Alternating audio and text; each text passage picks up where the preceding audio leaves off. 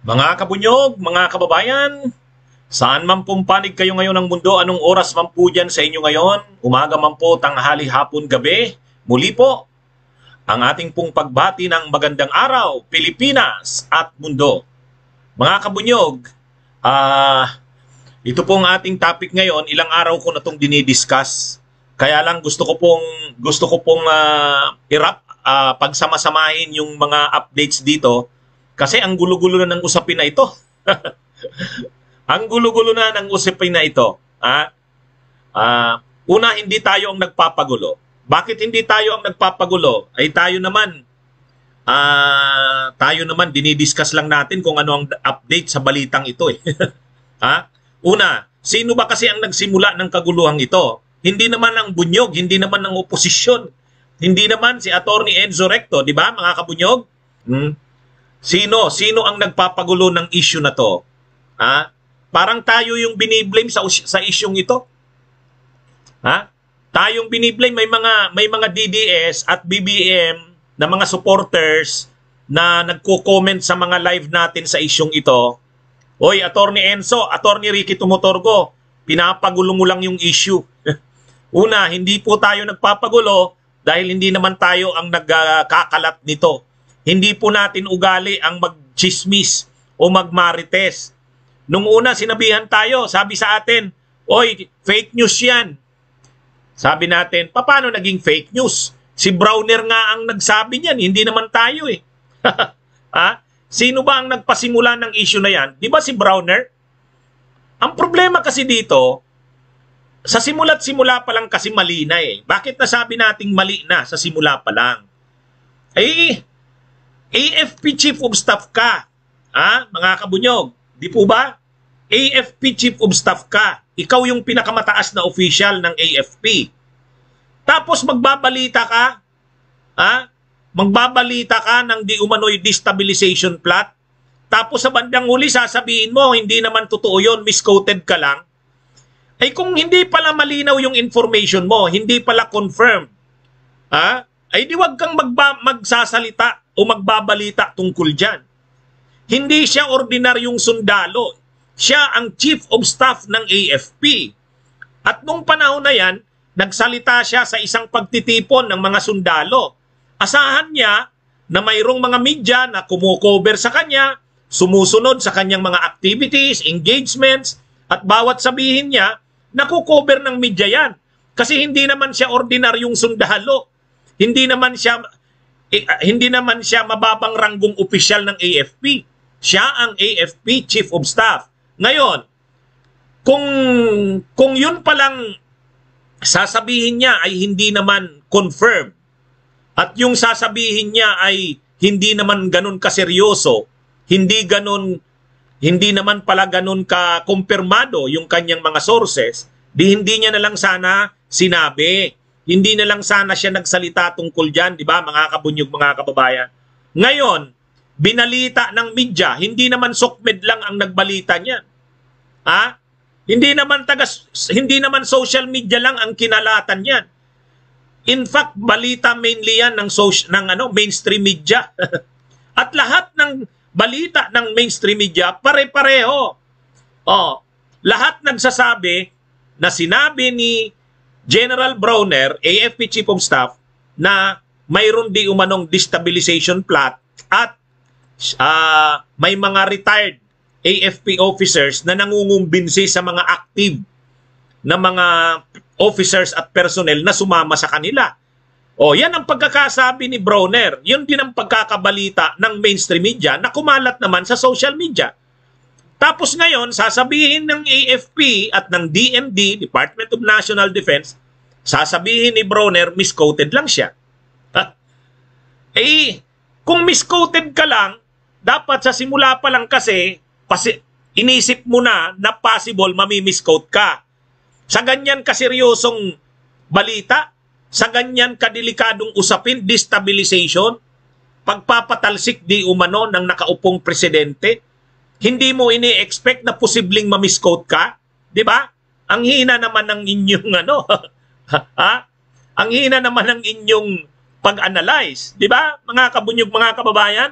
Tapos ngayon, i-deny nyo, i-blame nyo sa media, i-blame nyo sa social media, pati mga supporters ng Marcos, sasabihin nila, nagkakalat daw tayo ng fake news. Saan doon ang fake news? Di ba, mga kabunyog?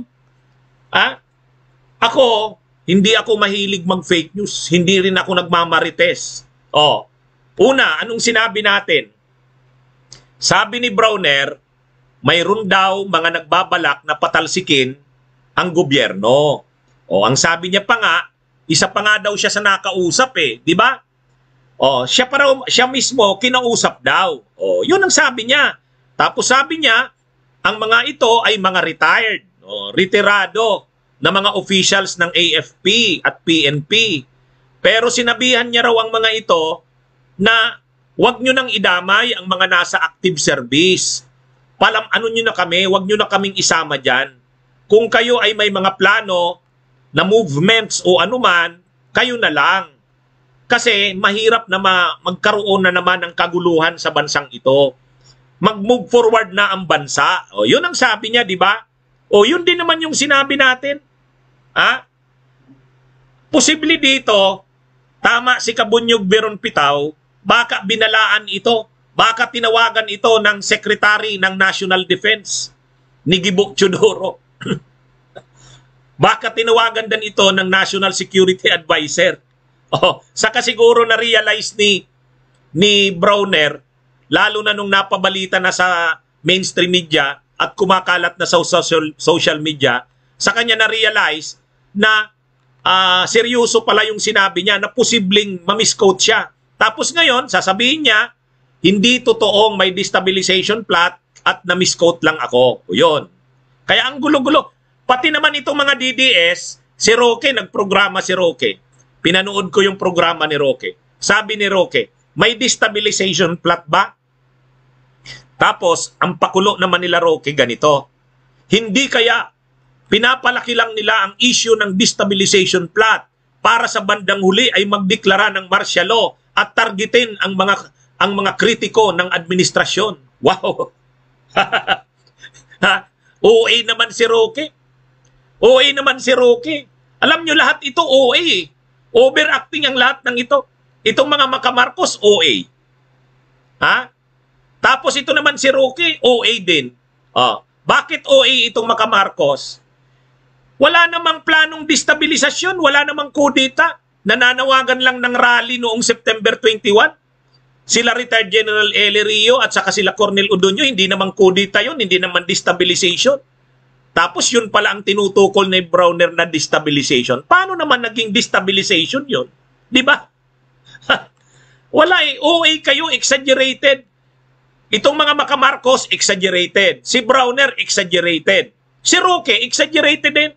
Anong sabi ni Roque?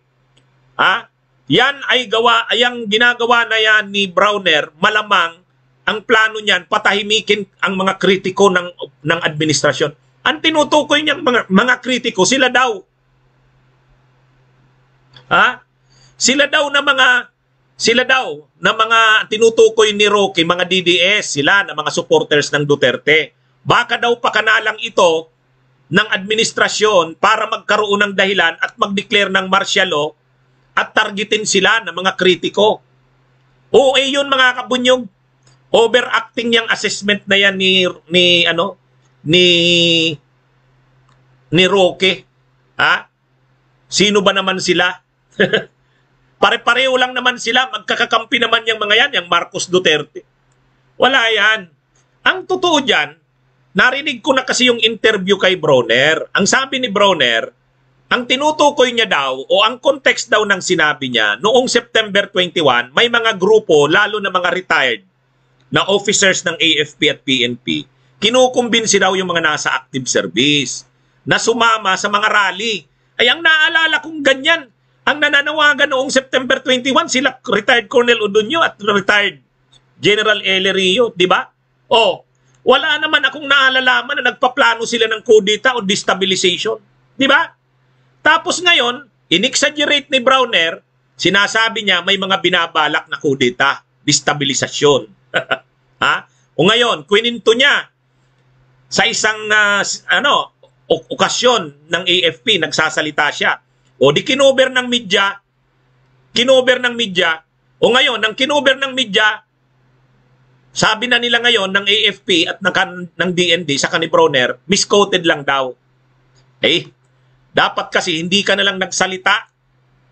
Hindi ka na lang nagsalita ng ganon. Alam mo namang AFP Chief of Staff ka, tapos ganon ang sasabihin mo, magkikwento ka ng ganon, sasabihin mo, ako mismo kinausap.